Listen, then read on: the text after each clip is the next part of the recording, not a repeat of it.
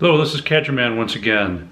Once upon a while, when I was in junior high school, in the Greventh Sade, I began to have an interest in weighing with Plurds. Kitching swansonets around, also known as Spoonerisms. I've been using Spoonerisms on occasion ever since. I've even hidden 3 caches with Spoonerisms as a theme, or you might say Thoonerisms with a speem. The first one was called Spooner Time.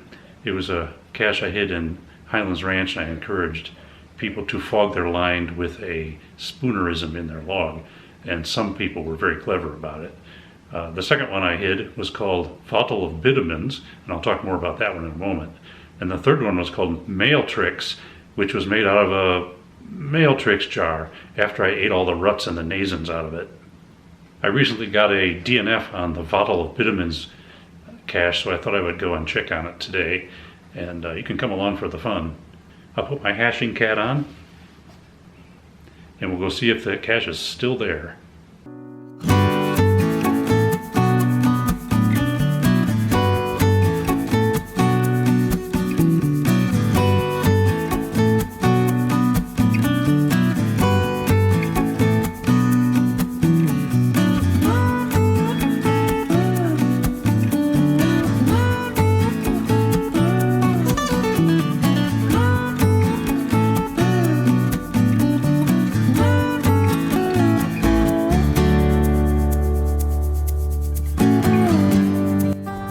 This is the Highline Canal.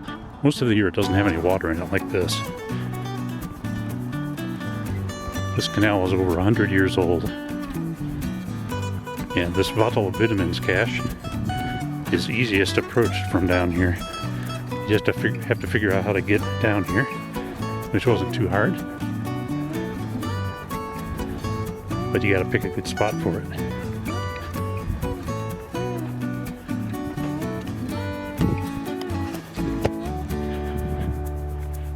Pretty nice day to be out. Just a few days after we had 6 inches of snow, it's all melted.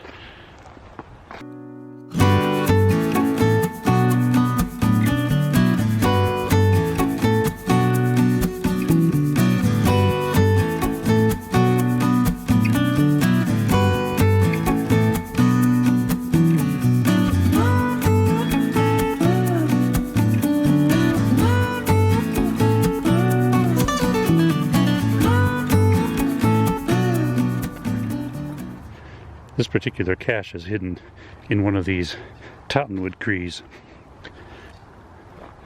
that line the canal. There's one after the other all along here, and a lot of them have died. They've been cutting them down gradually over the years. It seems like there's a few more every year that get chopped down. A little muddy here. And we have arrived at the pertinent tree, which is this one right here. So the question is how to get up there.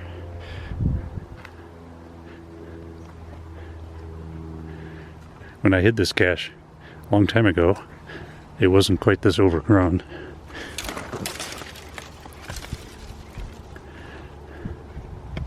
I think we're going to approach it from above.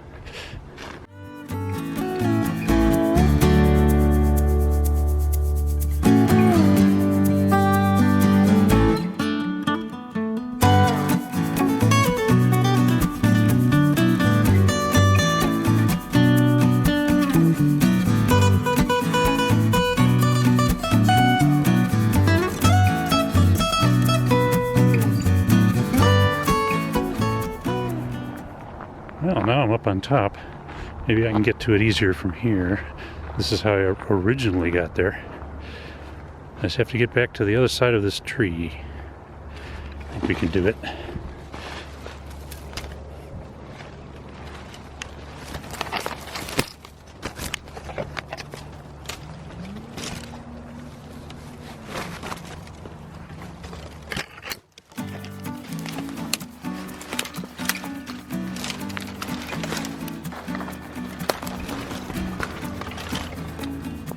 Not in there. It's because it's on the other side, or supposed to be.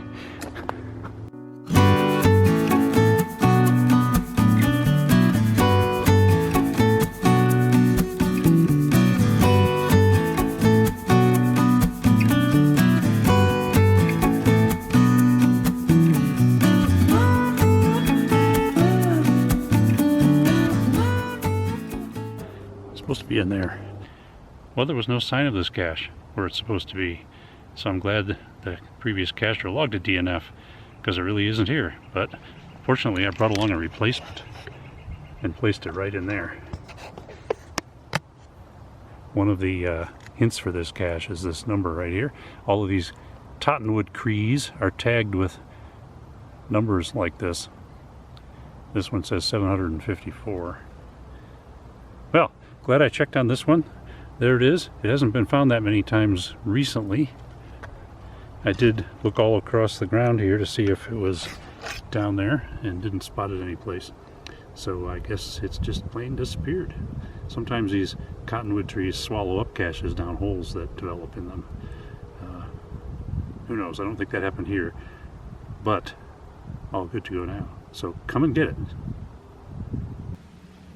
So I've returned home now after checking on that cache, and Spoonerisms don't have to be limited to those in the Grevin Sade. Anyone can join in the fun, or join in the John. You don't have to be a entertainer at a Renaissance festival or a Fennaissance festival. You can do it anytime, and I'm afraid that once you get started, you're kind of stuck with it. The term Spoonerism is named for a fellow named William Archibald Spooner, who was a Don at Oxford in England, and he also was an ordained minister. He got to be well known for using these Spoonerisms, although some of them could be attributed to his students. Some of his famous ones include these, for instance. During World War I, he reassured his students, "When our boys come home from France, we will have the hags flung out." Dr. Spooner is supposed to have chastised one of his students in this way: "You have hissed all the mystery lectures. I saw you fight that liar behind the gymnasium, and, in short, you have tasted the whole worm." He is reported to have made a double spooner when he once dropped his hat and then asked, "Will nobody pat my hiccup?" One notable one that I will encourage you to always remember: the Lord is a shoving leopard. Thank you for watching today and tuning in to this episode of Caching with CAJrrman. I encourage you to go out and find some of my caches, or any caches. In some of mine, you might even find some dubber rucks in them.